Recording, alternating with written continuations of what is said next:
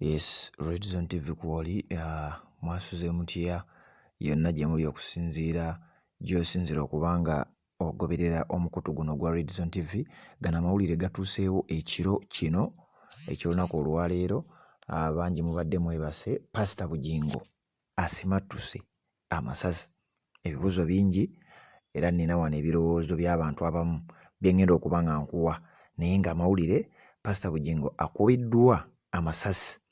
Mbu ye driver we afiiriddewo ate ye n'aba nga asimattuse n'ebisago, era nga wetwogerera ali mu ICU e Mulago, ali mu ICU intensive care unit. Naye ng'ebibuuzo bingi bannayuganda bye bayina. Pastor Bujingo ono ngenda kuwa ebimu ku bigambo by'azzaayogera. Robert Kyagulanyi Ssentamu yavaayo n'ategeeza nti bannange mu Uganda emirembe temuli, era oba osobola okubeera mu Uganda nga tokkiririza mu gavumenti, oyina ebintu ebimu by'olina okuba nga ofeesinga. Omukulu n'avaayo n'abijevuna, n'avaayo n'abanga abalaatira mu bigambo bya Robert Kyagulanyi Ssentamu. Kakati olwaleero omusajja y'omu asimattuse okubanga akubwa Amasasi. Ebigambo ebimu ngenda bikuwa kubanga ffe wano ku Red Zone TV tukugattira ebyemabega ne tukugattira ku biriwo n'oba nga gwe ofuna engeri gy'obikonekitingamu. Naye nga abadde atambula okuva ndowooza gy'asabira oba gy'akolera oba abadde ava ku Soloti ng'adda wuwe. Jjukira omusajja ono asula Namayumba, sayidi ze Namayumba eyo gye yazimba ennyumba etunula ng'omuntu. Kakati abadde ali mu kkubo Hoima Road, era abadde mu bitundu by'e Nansana ng'agenda wuwe gy'asula. Asula Namayumba nga bwe nkugambye. Kakati abasajja babadde bamubye Amasasi. Sooka owulire ebigambo bino nga nkuzzaako emabega. Yabagamba mu Uganda temuli ddembe nata. Olukuŋŋaana lw'abazungu lwe yali alimu. N'abagamba mu Uganda waliwo ebintu bisatu tewali kyakuna. Ekisooka mu Uganda bw'oba owakanya gavumenti eno olina kubeera mu kkomera obulamu bwonna. Ekyokubiri mu Uganda bw'oba owakanya gavumenti eno olina kubeera mu ntaana, olina okufa. Ekyokusatu kiki ekisigaddewo? Ekyokusatu bw'oba owakanya gavumenti eno olina kubeera mu ekizayiro paka lwerivaako. Kakati ebyo bye bigambo omukulu bye yazze ng'ayogera. Kati bw'otunuulira ekifaananyi ekyo, bannayuganda badde beebuuza nti naye kati ddala wano abadde alowooza ki? Abadde alowooza mponya obusajja? Abadde alowooza Kyagulanyi bye yayogera byali bituufu? Oba abadde agamba bannange siddamu kweyogeza, ekisajja omusajja bye yayogera mbirabye, naye ekyo ekifaananyi kitapute nga naawe bw'okirabye, kubanga nkakasa kitambudde ku mitimbagano era nkakasa okirabye yonna gy'oli. Naye nga bw'oba tonaba kubanga osubscribinga ku Red Zone TV, nja kukusaba kirira wansi awo olaba ekigambo subscribe kikwateko, osubscribinge ku channel yaffe eno, kwata ku kade aka notification obeere nga tomissinga nsonga yonna. Ate tujja kuba tutambula ffenna mu updates ze tukuleetera. Naye nga ye omukulu Aloysius Bujingo nkyalina nno wano ebirowoozo bingi bye nkuwa, nga bwe nkugambye ebibuuzo bingi ebyebuuzibwa ku musajja ono. Waliwo n'abuuzizza nti naye driver wo awona atya?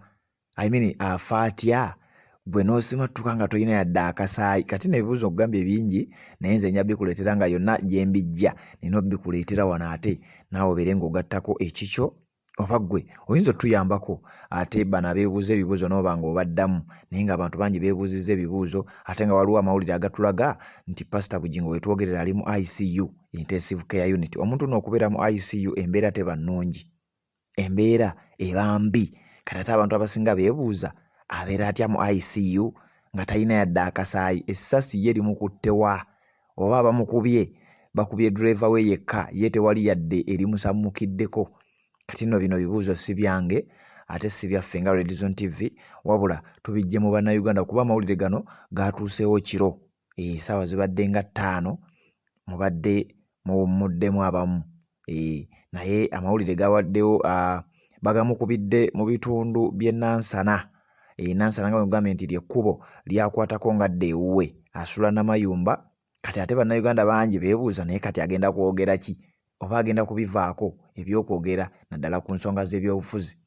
Omanyi abasajja bano ebbanga libadde ddene nga babuulira enjiri yaabwe, naye ng'ebiseera ebisinga Kyagulanyi Kyagulanyi nga yafuuka version oba yafuuka verse mu Bible.